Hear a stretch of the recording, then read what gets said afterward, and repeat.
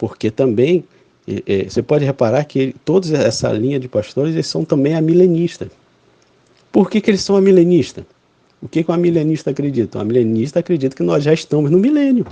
Se nós estamos no milênio, veja bem, se nós estamos no milênio, isso significa que o livro de Isaías você pega, rasga e joga fora. Porque não tem nada para se cumprir. Não existe nada para se cumprir. Se a gente já está no milênio. Você entende? Então, reverendo Leandro Lima, que é pastor do Augusto Nicodemos e de outros pastores, tem a mesma visão, são amilenistas. São amilenistas. Entendeu? Eles já creem que a gente está no milênio. Entendeu? Essas profecias que tem de Isaías, essas pessoas não têm nada para se cumprir. Entendeu? Então, consequentemente, você pega, por exemplo, o que Paulo diz em Efésios 4:10, que dele deixou na igreja, apóstolos, profetas, pastores, evangelistas e mestres, para quê?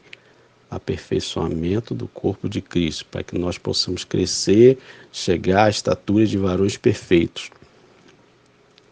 Você rasga Efésios 4:10. Os sensacionistas rasgam. Eles falam que creem numa parte, mas essa parte não é válida, não tem mais apóstolo. Eu tenho apóstolo, pode até ter apóstolo para eles, mas a eficácia do poder de cura através destes homens não acontece. Não acontece. Você entende? Então, aí é o que eu deixo a pergunta para vocês. Isso é negar a eficácia do poder de Deus ou não?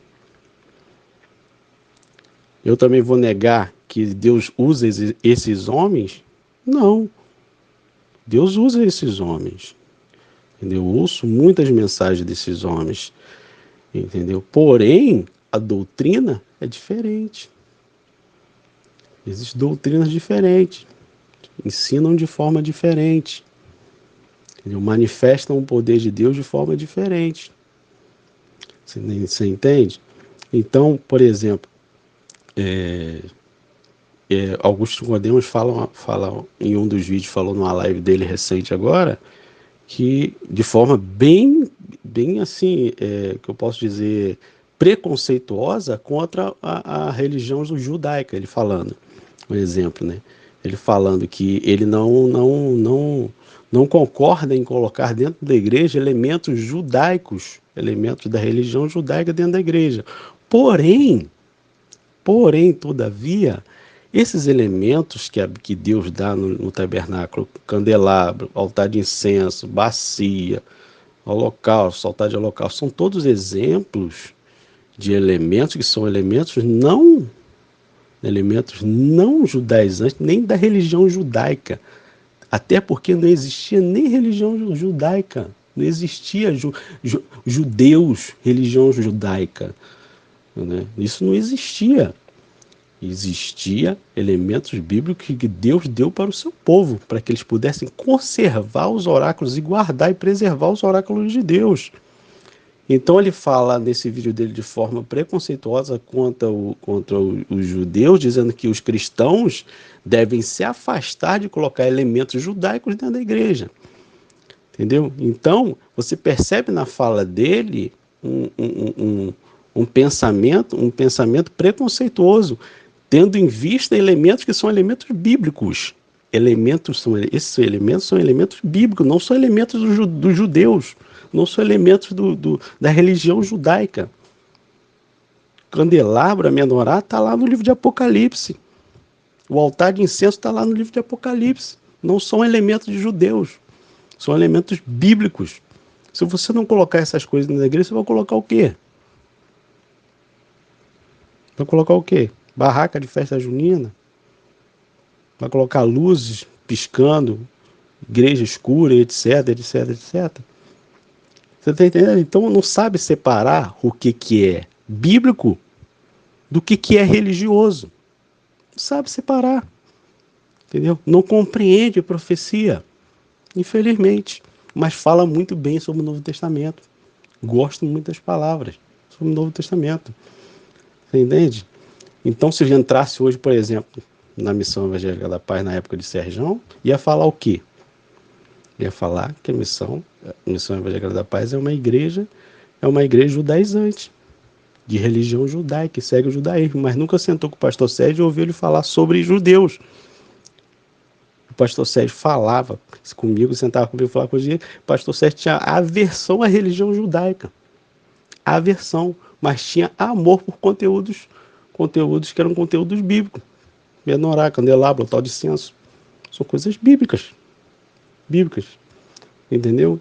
Então, você, por exemplo, você vê essas igrejas que ele fala hoje em dia, que são igrejas aparentemente de doutrinas, né, falsas, são doutrinas que não manifestam a glória de Deus, etc, etc, etc, etc, etc. Entendeu? Então você subestima a capacidade de Deus de usar essas igrejas, generalizando tudo. Aí entra naquela temática que Jesus falou, você olha a trave no olho do seu irmão, mas você não percebe a tua. Você não percebe a tua, o erro doutrinário seu. Você está entendendo? Então, são igrejas, ele, né, esse Julian Peters é um sensacionista, tem outros sensacionistas por aí, tem outros ensinando de forma errada a doutrina, como tem muitos por aí, mas a gente não deve nunca nem jamais subestimar a capacidade de Deus de usar quem ele quer, da forma que ele quer. Não significa que aquela pessoa está ensinando a doutrina de forma correta. Infelizmente. Infelizmente. Entendeu? Então, você tem igrejas que estão caminhando em direção ao sensacionismo. O que é caminhar em direção ao sensacionismo? Você não reconhece mais apóstolo, você não reconhece mais profeta, você não reconhece mais o mestre, você não reconhece mais o pastor, você não reconhece mais o evangelista. A igreja que só tem pastores. Você não reconhece os outros ministérios. Não reconhece outros ministérios. São igrejas que estão caminhando em direção ao sensacionismo. Eles não falam sobre pecado de forma correta. Fala só de forma genérica. Você está entendendo? Então, igrejas que estão caminhando nessa direção. Então, a gente deve sim abordar esses assuntos, mostrar o que tá errado, né? Como ele mostra ali, fala alguns pontos interessantes. Nós vimos até já, alguns devem ter visto o documentário sobre a Hillsong, né? Que é uma igreja que realmente, né, errou em muitos pontos. Tem errado em muitos pontos. A igreja tem várias ramificações hoje, entendeu? Mas a questão toda é essa. Então tem muitas igrejas hoje que ensinam a doutrina de forma errada. Existem, tem. Mas no final das contas, cada um vai dar conta a Deus do que tem feito. E a verdade é essa. Então eu acho que esse é os pontos. E é interessante que esse Julian Peters, ele não tem você vê que um pensa uma coisa de um jeito, o outro pensa de outro. Mas uma coisa interessante que ele fala, que a gente tem até falado muito aqui, sobre a questão do pastorado feminino. O pastorado, ele fala sobre isso. Ele diz assim, ó, lá no site dele, ele fala assim: não acredito que uma mulher possa cumprir biblicamente o papel de pastor, presbítero ou qualquer posição de liderança espiritual e autoridade na igreja. Que homens e mulheres são de igual valor diante de Deus. É indiscutível. Entendeu? Aí ele fala assim: Jesus nomeou 12 apóstolos, todos homens. Esses apóstolos, então, por sua vez, designaram 7 homens como servos para cuidar das necessidades das viúvas da igreja primitiva. Paulo fornece as qualificações dos presbíteros na igreja, qualificações que pressupõem um súdito masculino. O presbítero deve ser marido de uma só mulher e deve administrar bem a sua própria casa. Aí ele traz a posição dele, ó: se uma igreja tem uma pastora ou colocou as mulheres em posições de autoridade espiritual sobre os homens, você pode saber que não importa quanta fidelidade elas professem a palavra de Deus, suas profissões são meras declarações. Então, quer dizer, é uma coisa que nós concordamos, mas tem pontos que, sinceramente, não corrobora. Né? Ele diz assim lá no final: a liderança espiritual feminina na igreja é um sinal claro de que essa igreja está a caminho da apostasia total. É uma afronta a Deus e, ironicamente, é humilhante para as mulheres, pois as coloca em um papel para o qual não foram designadas. Justin Peters, que é esse rapaz aí do vídeo. Então, são pensamentos que divergem, que no final das contas o Senhor mesmo fala a respeito disso, dizendo que se a gente não sabe como é que é o joio ainda, se a gente não sabe, a gente não deve cortar. Né? Espera ele crescer, espera ele dar os frutos, deixa ele manifestar.